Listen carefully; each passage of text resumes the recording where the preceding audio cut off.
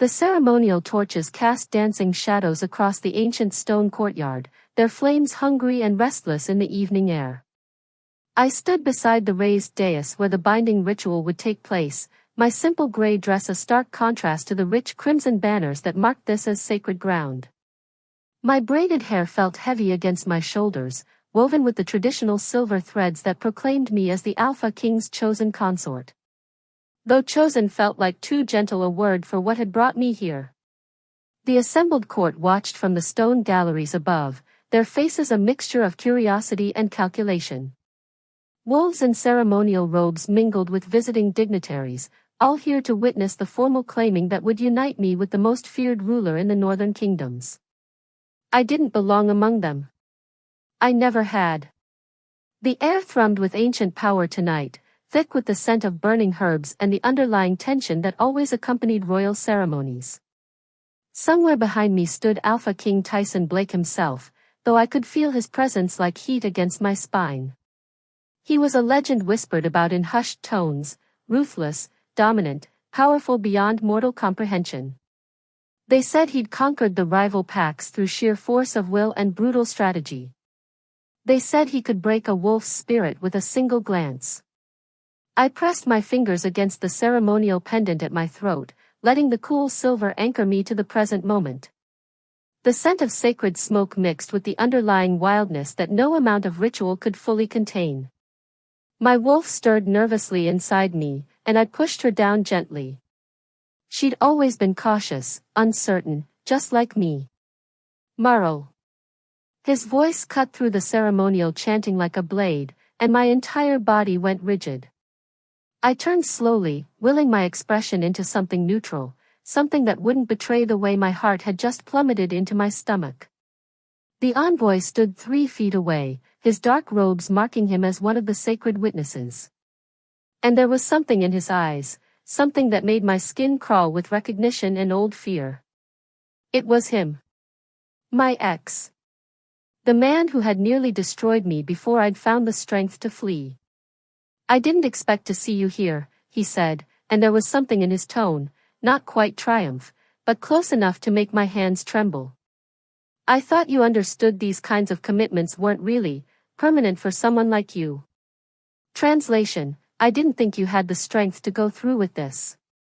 The Alpha King chose me, I said quietly, keeping my voice steady even as memories of his manipulation clawed at my mind. The binding is sacred.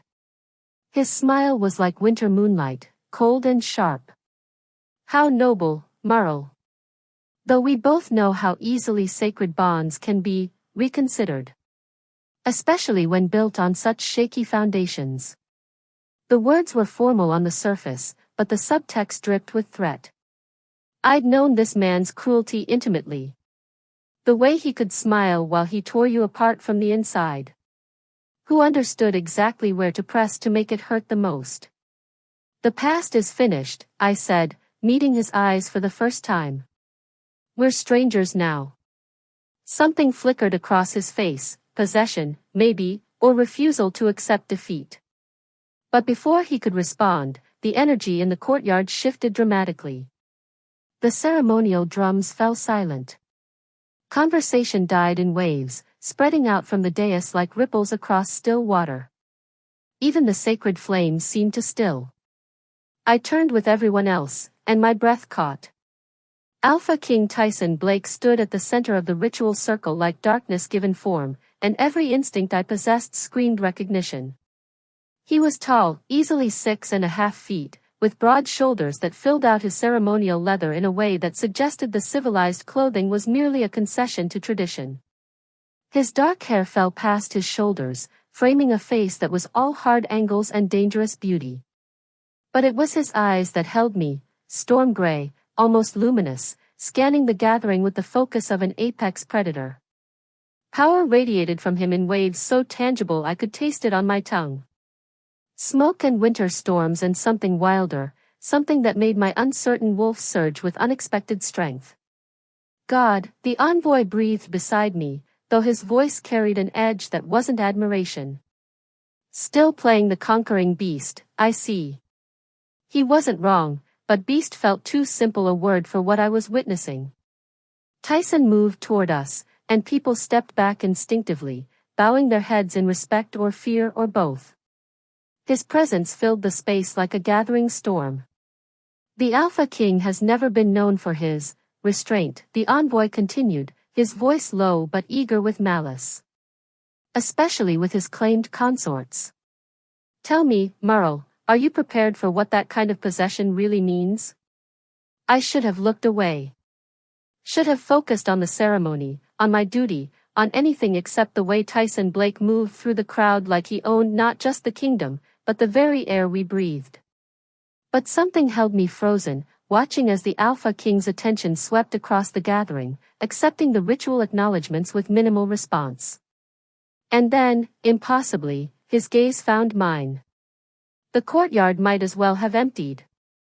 Everything else fell away, the resumed chanting, the nervous whispers from the galleries, the envoy's continued attempts to unsettle me. There were only those storm-gray eyes locked onto mine with an intensity that made my skin burn with heat and recognition. He stopped mid-step, his attention entirely derailed from the ceremony. I couldn't look away. It felt like being claimed by lightning, by something vast and uncompromising. My wolf surged suddenly, unexpectedly, with more strength than she'd shown in years. Not in fear, in answer. Merle, the envoy's voice sounded distant, though I could hear the growing anger beneath his false concern. Perhaps we should speak privately before. The Alpha King moved. Not toward the ritual altar where he was expected, not toward the assembled dignitaries waiting to pay homage. He moved through the crowd with singular, predatory purpose. And that purpose was aimed directly at us. This should be interesting, someone whispered from the galleries. But when Tyson Blake came to a stop before me, it wasn't the envoy he acknowledged. It wasn't the sacred ritual or the watching court. His eyes, pale as winter moonlight, fixed on me with an intensity that made it impossible to breathe. The envoy stepped forward, reaching for my arm. Perhaps it would be appropriate if I... Tyson's hand shot out, catching the envoy's wrist in a grip that made the other man's face go white with pain. Don't, the Alpha King said, and his voice was rougher than I'd expected, edged with something lethal. Ever. Touch. What's mine? The words rang across the silent courtyard like a declaration of war. Then Tyson released the envoy and turned back to me, extending his hand in a gesture that was somehow both invitation and absolute command. Come here, Merle.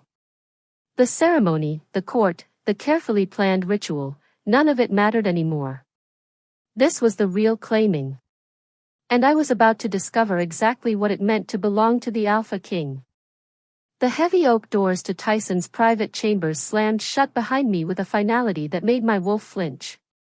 I'd followed him here in a haze of confusion and rising anger, my ceremonial dress rustling against the stone floors as servants and guards melted away at his single, sharp glance. Now, in the flickering candlelight of his personal domain, the full weight of what had just happened crashed over me like a winter avalanche. What's mine? I whirled to face him, my voice shaking with fury I'd been holding back since the courtyard. What's mine?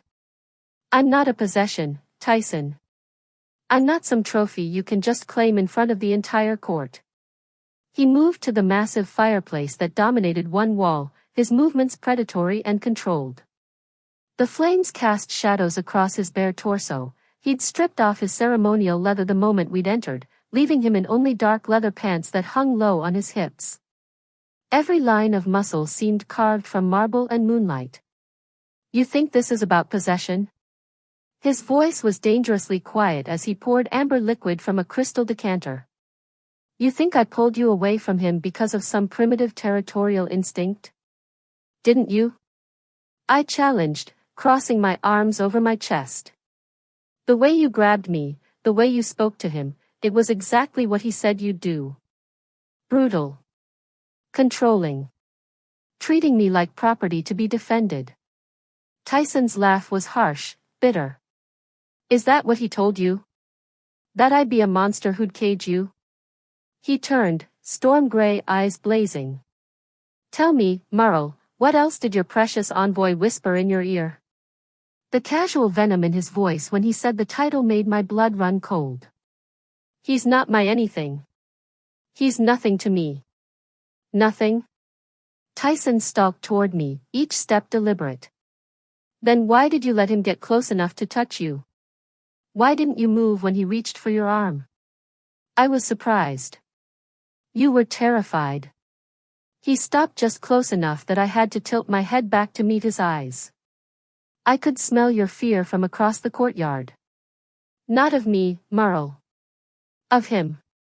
Heat flooded my cheeks. Of course he'd scented my reaction. Alpha senses missed nothing, especially fear. That doesn't give you the right to protect my consort from a man who's spent the last 3 months positioning himself within my court. Tyson's voice dropped to a growl. A man who specifically requested assignment to tonight's ceremony? Who insisted on being part of the ritual witness circle? My breath caught. What are you talking about? Marcus Reed. The name fell from Tyson's lips like a curse. That's his real name, not whatever lie he fed you. Former beta of the Eastern Territories before I conquered them 5 years ago. His entire pack was decimated in the war, his lands absorbed into my kingdom. The room seemed to tilt around me. That's impossible. He told me he was from the southern provinces, that he was a traveling scholar? A minor noble's son? Tyson's smile was sharp as a blade. He's been planning this for years, Murrel. Working his way into positions of trust, gathering intelligence, waiting for the perfect moment to strike back at me. No. But even as I said it, pieces began falling into place. The way Marcus had always deflected questions about his past. His uncanny knowledge of royal protocols. The calculating look that sometimes flickered behind his gentle facade.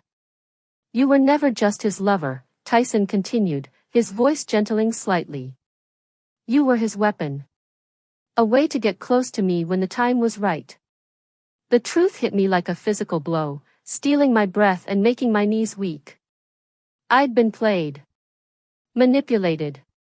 Used as a pawn in a game I'd never even known was being played. He told me you were dangerous, I whispered. Tyson's expression softened, and for the first time since I'd known him, he looked almost vulnerable. I am dangerous, Murrel. But never to you. The revelation about Marcus, about who he really was, sent me spiraling back into memories I'd fought so hard to bury. I sank into the chair by Tyson's fireplace, my hands trembling as the past crashed over me like a riptide. You're so much stronger than you think, Murrel. That's how it had started, 8 months ago in the marketplace of my small border town. Marcus had appeared like salvation when I'd been at my lowest, father dead, mother ill, our family's meager savings drained by healers who couldn't help her anyway.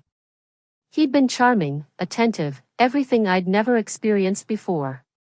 Let me help you, he'd whispered against my temple that first night, after he'd paid for my mother's medicine without being asked. You don't have to carry this alone. And I'd believed him. God help me, I'd been so grateful for someone who seemed to see value in the quiet girl with the weak wolf, the one everyone else overlooked. He'd made me feel special, chosen, worthy of attention from someone so worldly and educated. The manipulation had been subtle at first. Small comments about how I dressed, suggestions that I might be happier staying in rather than visiting friends. They don't really understand you like I do, darling. They can't see how remarkable you are beneath all that shyness. He'd isolated me so gradually I hadn't even noticed the cage forming around me. Then came the criticism disguised as concern. You're so naive, Murrel. The world is full of people who would take advantage of someone like you. Good thing you have me to protect you from making foolish decisions. Every choice I made became wrong, every instinct I followed became evidence of my need for his guidance. The worst part was how he'd made me complicit in my own diminishment. I only say these things because I care about you, he'd murmur after particularly brutal assessments of my character, my appearance, my worth. Everyone else just tells you what you want to hear. I'm the only one honest enough to help you become better. He'd convinced me that my mother's death was partly my fault. If I'd been smarter, stronger, more worthy of love, maybe I could have saved her.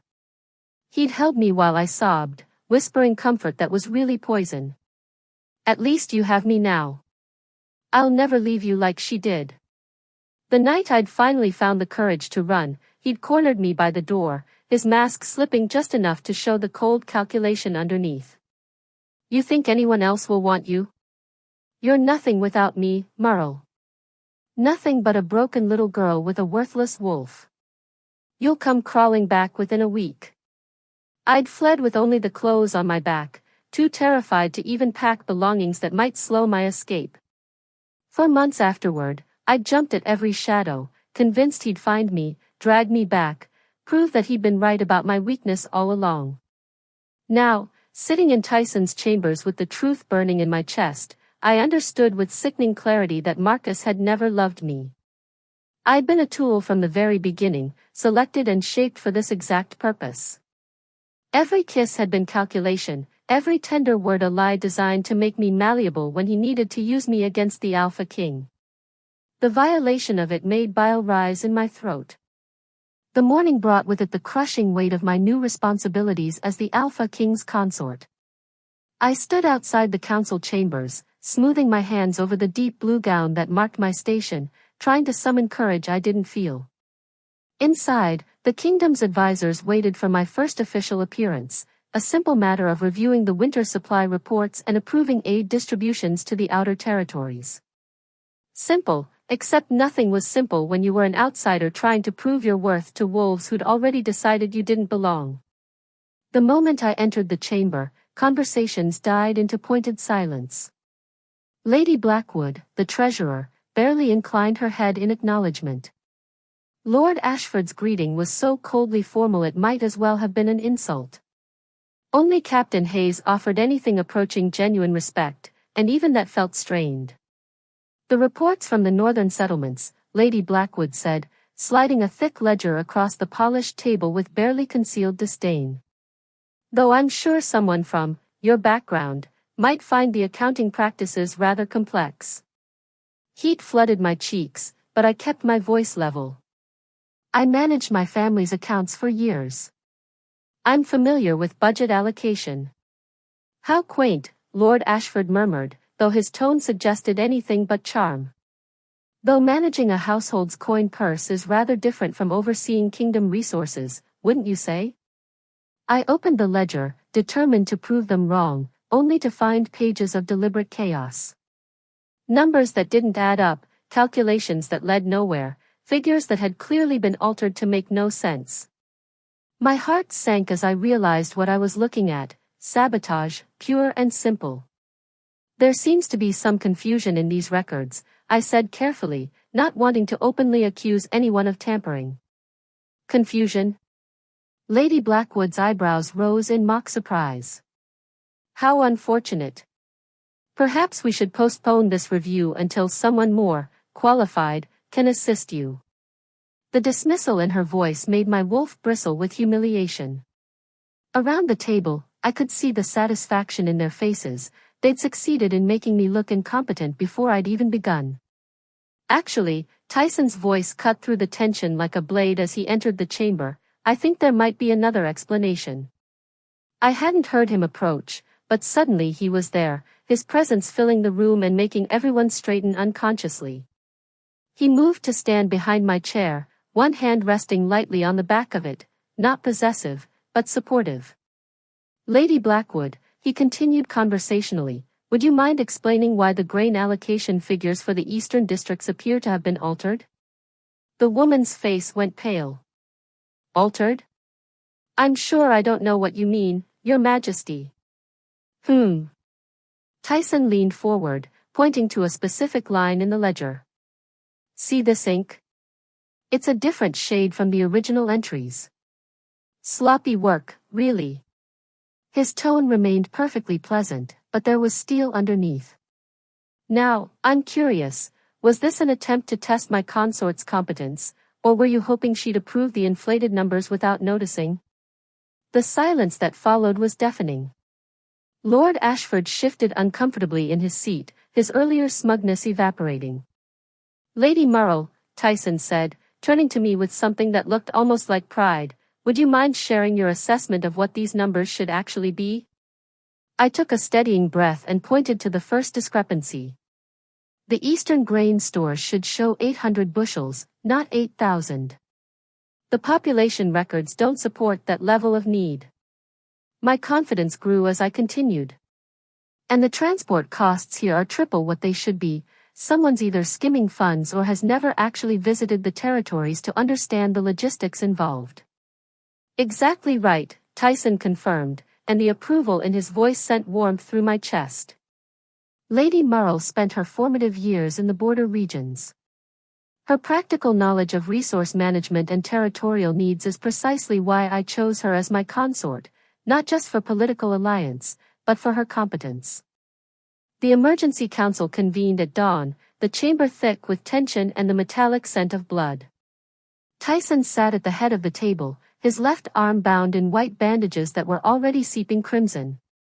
The healing salve should have closed the wound by now, but whatever blade had cut him during the border skirmish carried something that fought against his supernatural recovery.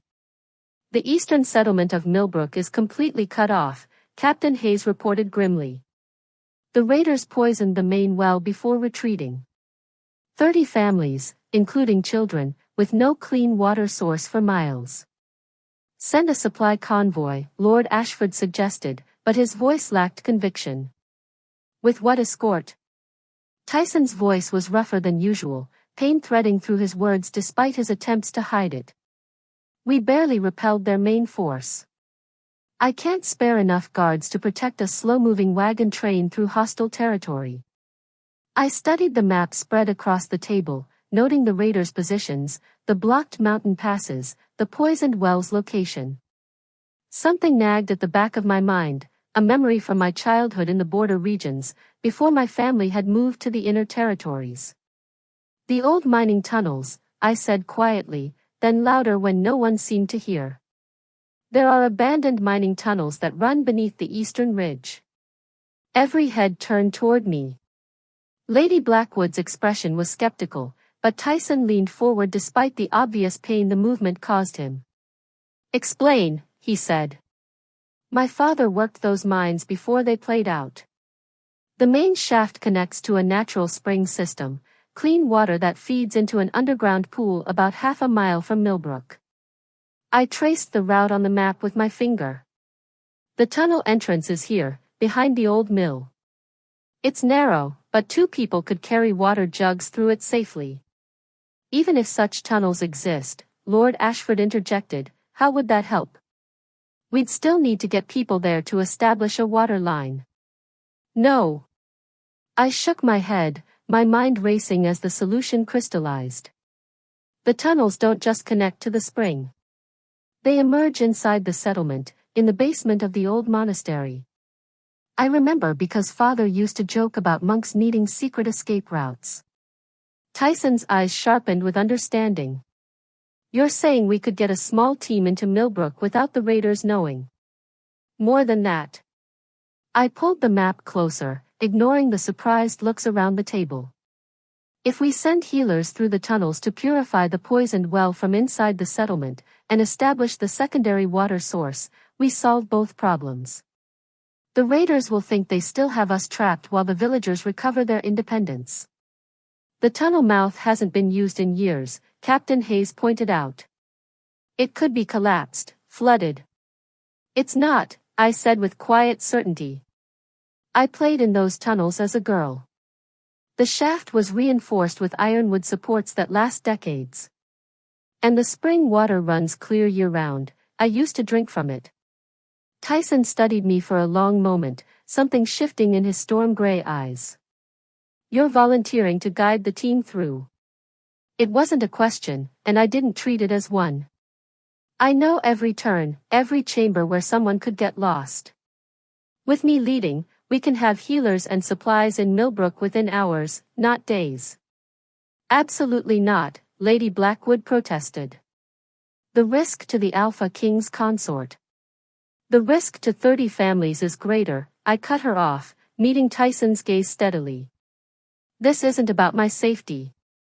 This is about finding solutions instead of just sending more soldiers to die. Tyson was quiet for a long moment, his uninjured hand drumming against the table. When he finally spoke, his voice held a note I'd never heard before, something that sounded almost like wonder. Captain Hayes, prepare a team of our best healers and engineers. Lady Murrell will lead them through the tunnels within the hour. He looked at me again, and this time I saw respect burning in his eyes. It seems I chose my consort more wisely than I knew. I found him on the battlements well past midnight, silhouetted against the star-drunk sky. The successful rescue mission had ended hours ago, but sleep eluded me. Every time I closed my eyes, I saw the grateful faces of the Millbrook families, heard Tyson's quiet words of praise when we'd emerged from the tunnels covered in cave dust and triumph. Can't sleep either? I asked softly, not wanting to startle him. He turned, moonlight catching the sharp planes of his face. His injured arm was still bound, but he moved it more freely now that the healers had finally neutralized whatever poison had tainted the blade. I keep thinking about today, he said, his voice lower than usual. How I almost lost 30 of my people because I was thinking like a warrior instead of a leader. I stepped closer, drawn by something vulnerable in his tone. You couldn't have known about the tunnels.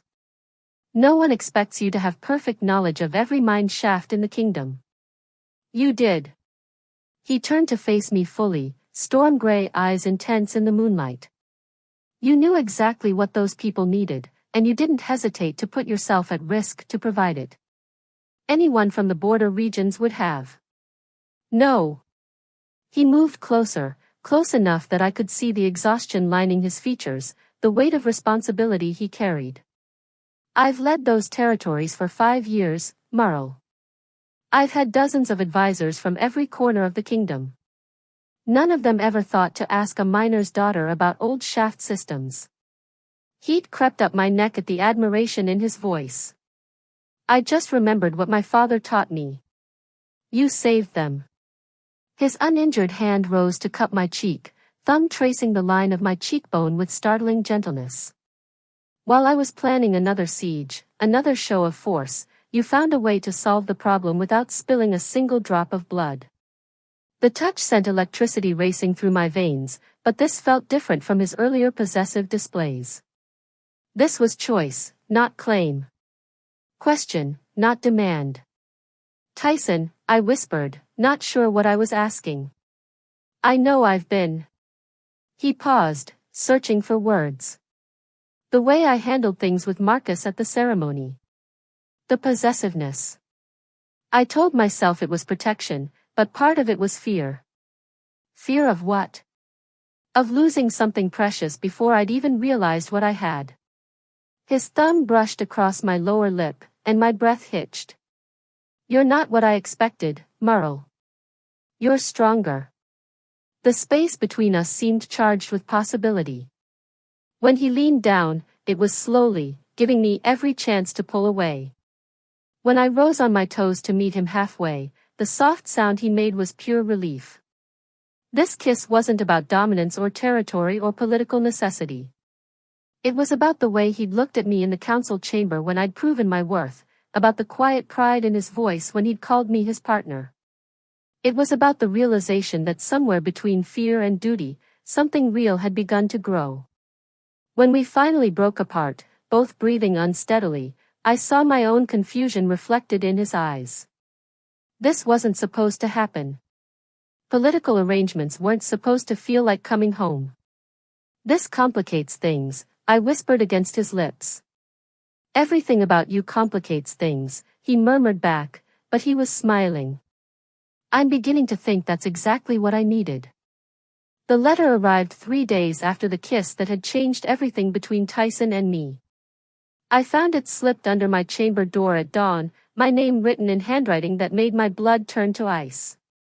Marcus had always been proud of his elegant script, the way he could make even threats look like poetry. My dearest Merle. I trust you're enjoying your time playing at being queen. How fascinating that you've managed to charm the beast so thoroughly. I wonder if you've told him about your mother's final days? About what you really did to secure her medicine? About the choices you made when desperation drove you to my door?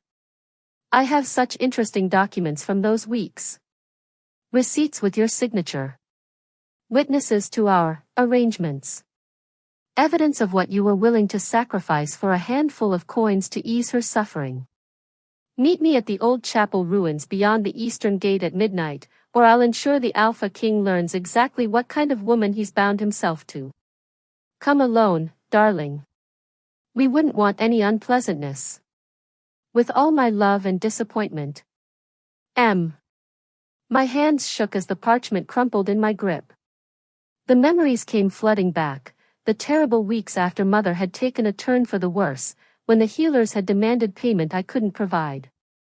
Marcus had appeared like salvation, offering to cover her expenses in exchange for services. I'd been so desperate, so grateful, that I'd signed papers without reading them carefully. Done things I'd tried so hard to forget. I'd told myself it was just temporary, just until Mother recovered. But she'd died anyway, and Marcus had kept those damning documents like a collector hoarding trophies. Now he was going to use my shame, my desperation, my love for my dying mother as a weapon against everything I'd built with Tyson. The hours crawled by in agony. During the evening meal, Tyson noticed my distraction, his storm-gray eyes searching my face with growing concern. "What's wrong?" he asked quietly, his hand covering mine across the table. "Nothing," I lied, the word tasting like ash. "Just tired." But his expression told me he wasn't convinced, and guilt gnawed at my stomach like a living thing. At midnight, I slipped from the keep like a thief, my heart hammering against my ribs. The chapel ruins stood in a clearing surrounded by ancient oaks, moonlight streaming through the broken stone arches where Marcus waited. He looked exactly as I remembered, handsome, refined, with that smile that had once made me feel special and now made my skin crawl. "Punctual as always," he said, stepping from the shadows. "Though I must say, royal living agrees with you. You look healthier than when you were mine." "I was never yours," I managed, though my voice came out smaller than I'd intended. "Oh, my dear girl." He pulled a leather portfolio from his coat, documents visible through the opening. "We both know that's not true. These papers tell a very different story about our relationship. About what you were willing to do for the right price." The sight of those cursed contracts made bile rise in my throat. "I was trying to save my mother's life." "Of course you were. Such noble intentions." His voice dripped false sympathy. "But I wonder how your beloved Alpha King will see it. A woman who sold herself to the highest bidder when times got difficult. Who lied about her past to secure a throne. He wouldn't." "Wouldn't what?" "Cast aside a consort who deceived him." Marcus circled closer, and I had to fight every instinct not to retreat. "Darling, men like Tyson Blake don't forgive betrayal. They destroy it." I found Tyson in his study before dawn, hunched over battle plans and supply reports.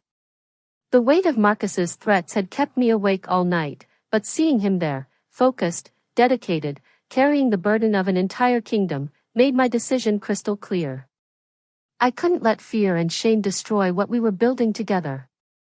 "I need to tell you something," I said, closing the door behind me.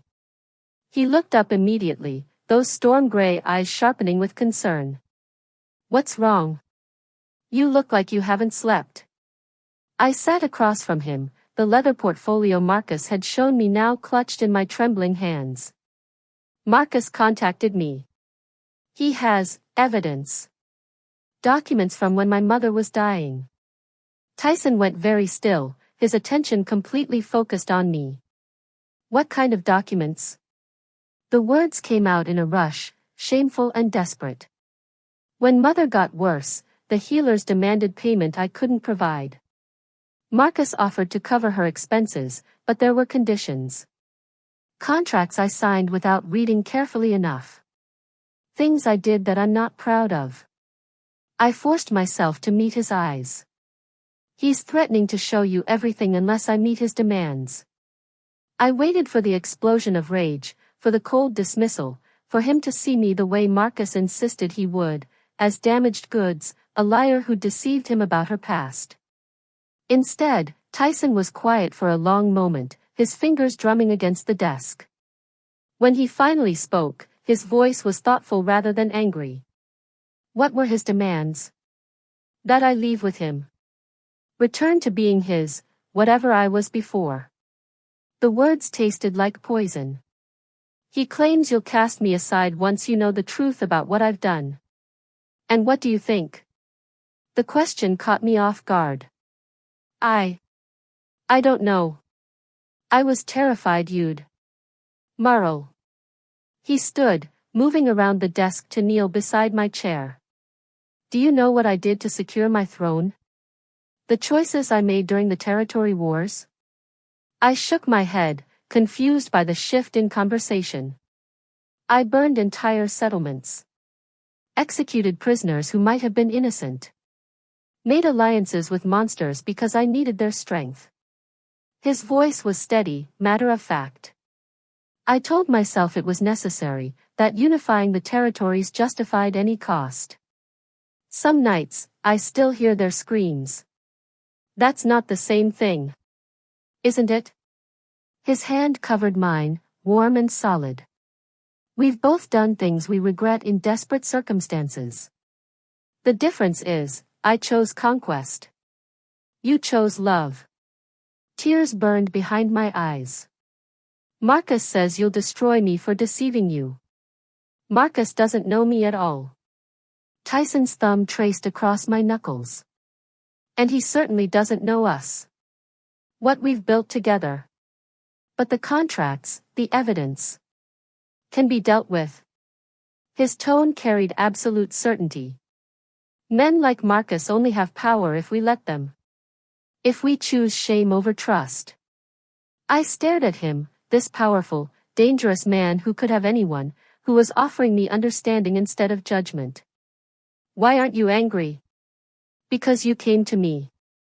His smile was soft, genuine. You could have run, could have met his demands, could have tried to handle this alone. Instead, you trusted me with your worst secret. The relief was overwhelming, but uncertainty still gnawed at me. What happens now? Now you choose. He stood, extending his hand. You can leave if you want. I'll ensure you're safe, comfortable, free to build whatever life you desire. Or. His eyes met mine, vulnerable and hopeful. You can stay. Stand with me. Face whatever Marcus throws at us together. I looked at his outstretched hand, then at his face, this man who'd seen my shame and offered partnership instead of punishment. Together, I said, taking his hand and letting him pull me to my feet. Whatever comes, we face it together. The attack came at dawn, when the castle was least defended and most vulnerable. I woke to the sound of steel ringing against stone, shouts echoing through the corridors as Marcus's coup erupted into violence. He'd spent months positioning his supporters throughout the court, waiting for this moment when he could strike at Tyson's heart by targeting me. The throne room, Tyson said tersely, strapping on his sword as we raced through passages filled with the acrid smoke of burning tapestries. He'll want to make this public, symbolic. We burst through the great doors to find chaos. Marcus stood on the dais where Tyson's throne sat, a dozen armed men flanking him while terrified courtiers cowered against the walls. Lady Blackwood and Lord Ashford were among his supporters, I realized with sick certainty, the sabotage, the resistance to my authority, it had all been orchestrated. Ah, there's my wayward bride, Marcus called out, his voice carrying the same false charm that had once fooled me. Come to witness the restoration of proper order? Stand down, Reed, Tyson growled, his sword singing as he drew it. This is treason. This is justice. Marcus gestured to the documents scattered across the floor, the contracts, the evidence of my past desperation. Show them what their precious consort really is, Tyson. Tell them how she hoarded herself for coin while her mother rotted. The words hit like physical blows, designed to break me down, make me small and ashamed. But something had changed since that night at the chapel ruins.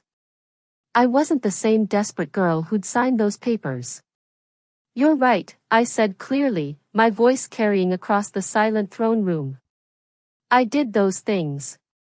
I was 17, terrified, and watching the only family I had left die slowly. So yes, I made choices I regret. Marcus's confident smile flickered as murmurs ran through the crowd, not of condemnation, but of understanding. But you made a mistake, Marcus, I continued, stepping forward. You thought shame was stronger than love. You thought fear was stronger than choice. I moved to stand between him and Tyson, my chin raised defiantly. I am not your victim anymore. I am not your pawn or your weapon or your prize to be claimed. You belong to me, Marcus snarled, his mask finally slipping completely. I made you, shaped you. No. My voice rang with absolute certainty. I belong to myself. And I choose to give myself to him. I looked back at Tyson, seeing pride and fierce protectiveness blazing in his storm-gray eyes. I am his, and he is mine. Not because of contracts or ceremonies or political necessity, but because we choose each other. Marcus lunged forward with a roar of rage, but I was ready for him. All those hours watching Tyson train, studying the guard's movements, had taught me more than I'd realized. I ducked his wild swing and drove my knee upward, catching him in the solar plexus and sending him gasping to his knees. The fight went out of his supporters immediately. Without their leader's charisma and manipulation, they were just frightened courtiers who'd been promised power they'd never deserved. It's over, Tyson said quietly, his hand finding mine as guards moved to secure the conspirators.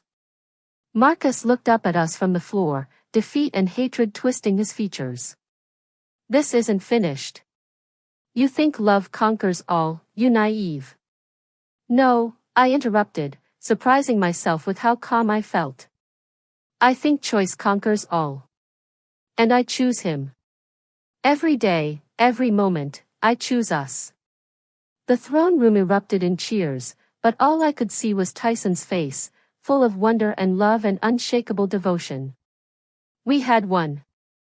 6 months later, I stood once again in the ceremonial courtyard, but everything had changed. The same ancient stones bore witness, the same sacred flames danced in their braziers, but the woman in the silver-threaded gown was no longer the frightened girl who'd been claimed in desperation and political necessity. This time, I had chosen to be here. The court that gathered was different too. Lady Blackwood and her conspirators had been stripped of their titles, replaced by advisors who valued competence over bloodline politics.